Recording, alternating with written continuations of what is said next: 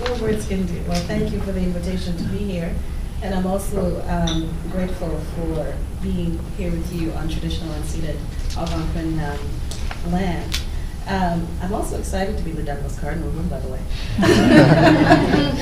This is one of my most favorite people, and I think is certainly an iconic Canadian architect who has certainly left his mark, not only with this building, but so many others across the country and across the world. So I want to share with you a little bit about where things are for us in the education sector and where we see some of these things moving forward. And as I was kind of getting my thoughts together and reminding myself of the Sharpeville massacre in 1960, which actually is the cornerstone for this particular day for us, I was drawn to the fact that 10 of the 69 persons who died and 19 of the 180 who were known to have been injured were children. And it brought to mind that children have always played a significant or pivotal role in any social justice movement, whether they are participants or whether they're the inspiration for parents or grandparents or communities standing up or fighting for humanity, respect, dignity. And so working in the education sector, all of these things that go on globally, nationally, locally, end up in our classrooms. And sometimes we don't think that the schools are a microcosm of the world, but it very much is. And anti-racism or racial discrimination is no exception for that. And one of the other things about education that's so interesting and important is that when you look at the history of many people, whether it's indigenous persons, whether it's racialized persons, whether it's people who are coming up from poverty, education has always been seen as the vehicle through which one can achieve or gain social, political, or economic status. And I think there's really an interesting incubator that we have within the education sector where we get the opportunity to explore through our curiosity, but also to explore through our fears, because we have to acknowledge that there's fear there, that there's a cocoon of fear that sometimes when incidents happen, that's when it's awakened, or when you actually meet the other that you've read about, seen on TV, but now you're face to face with the other. And when you're making decisions, including making a grade, giving suspensions, it's amazing the things that may come forward that may impact your decision. And so within the education sector, we have this unique opportunity to actually learn from, learn with, and to learn with each other. One of the interesting documents that the Ministry of Education came out with in 1989 was the Equity and Inclusive Education Strategy. And in one of its guideline documentation, it notes that our schools need to help students develop into highly skilled, knowledgeable, and caring citizens who can contribute to both a strong economy and a cohesive society. And in order to be able to fulfill that dream or that vision or collective dream, there has to be respect there. There has to be an acknowledgement of the full diversity and how to leverage the talents and skills that are there. And over the years, the ministry has certainly developed various tools, including giving directives or policies or research pieces for us to share. Recently, yesterday, I received again the tools that are being shared for us to share with our schools around Islamophobia. And Amira and her team has certainly been doing a fantastic job in our schools to share those resources as well. So at the OCDSB, we're the largest school board in the Eastern Ontario area. We have approximately 70,000 students, 7,000 staff. That's a pretty big ship to steer. But one of the things that we started to recognize over the years, and I mean, we've certainly done work that through the ministry's directives and through our own recognition of the increasing and changing diversity of our student population, parent populations, is the recognition that we need to know our students, and we need to know our parents, and we need to know the communities that we're serving. And so at the OCDSB, we went on since 2009, we've been really on this information gathering process where we've conducted employment systems review, because we have to look at this not only from the student perspective, but also from the staff perspective.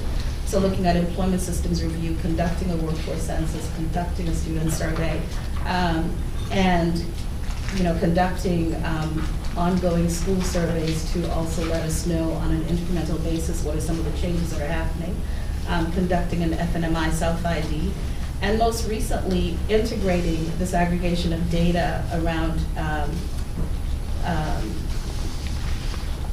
students who are living in poverty. So really looking at the full breadth. Now, of course, you hear that and it's like, well, how do you separate particularly those groups? And one of the things that's really being recognized now is the intersectionality of all the different groups. And so it's no longer to just talk about Black students or Muslim students. It's looking at the full breadth of understanding. That's one of the key things that's a learning point for us in the education sector. How do we do that effectively and consistently? We've also expanded relationships with various organizations in terms of building partnerships and working with them to help us to be able to come together to start identifying those issues. I'm going to tell you some of these conversations that we've had in the Diversity and Inclusion Task Force and now in our Advisory Committee on Equity are not easy to have. They're courageous conversations, because one of the things that when you're an organization that are doing a lot of things and you hear you're not doing enough, it's like, oh, we've got some more work to do. And I think it's really important to acknowledge that we have done some good work, but there's still a long way to go. I think, though, the critical thing that we've come to recognize in our work, that I think we're at a pivotal point in our history where we're recognizing that as communities, as well as institutions, we can no longer do this work in silos. We have to do it together. And so that becomes, I think, one of the key things for us moving forward is how do we truly create spaces that communities can feel that they do have a voice, not just to be consulted, but that in the process of consultation, their feedback is seen, woven, and interwoven within policies or directions moving forward. I just want to give you a sense of what our 2011 student survey gave us access to, because I think one of the other things about the school system is that we get to see the next generation of Canadians before a lot of people do. And it's actually very exciting to see that. So in our 2011 student survey, over 40%, actually 43% of our student population are from racialized communities. 53% of our JK to 6 and 7 to 12 respondents are from multiple ethnicities. Most of them enjoy school, most of them feel a sense of belonging, and most of them find school a welcoming place, and many have experienced bullying and harassment. And one of the things that we've discovered in our research here is that for some students, school is the safest place they know. And so it's how do we kind of manage that dynamics of that. Another piece that our student survey revealed for us, 80% of our students are Canadian born. This is one of the grossest misconceptions we had in our schools, where because there is a changing demographics, the assumption was these were all new immigrants. And so to be able to shatter this particular myth has just been very significant for us. So this increasing diversity that we've seen through our research, as well as the work that we've done in terms of training and development, has certainly moved our organization that in our 2015-2019 strategic planning process, equity was determined to be one of our 5 key strategic priorities. And so now we are putting an equity and diversity lens on everything that's done within the organization. And our commitment definitely then is rooted in terms of reducing barriers to learning and to ensure that equity of access and opportunities there for our students. In terms of where we go from here, definitely continue to utilize the resources that the ministry provides for us, as well as the information we gather from our communities, from our students, to then be able to put an equity lens on, for example, things like well-being. The ministry is currently going across the province and gathering input. Because one of the things people tend to forget, racism is a health matter. It is a mental health issue. And so when we're looking at the impact on students and our staff, we need to be mindful of this. Definitely looking at more tools and resources, because one of the things, it's interesting, one of the things I tracked as Mr. Trump was on the rise we had more incidents being reported of racial incidents in our playgrounds, in our classrooms. And so when I said that, you know, whatever happens outside happens inside, this is one of the quickest things that I've seen in terms of seeing how that manifests itself. We have been asked by communities for many years to disaggregate the data deeper because, for example, when our community partners tell us that there is an overrepresentation of suspensions or expungals for racialized students, we want to go deeper to understand where that's happening, what's the drop-off point. And so we see that that's possibly one of the work that is moving us into the next direction, as particularly the Anti-Racism Directorate has just come out with its 3-year plan on anti-racism, which includes not only anti-Black racism, but anti-Indigenous and Islamophobia matters as well.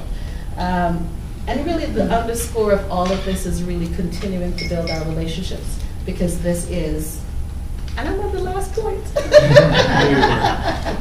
because this is all about relationships and moving forward, so thank you.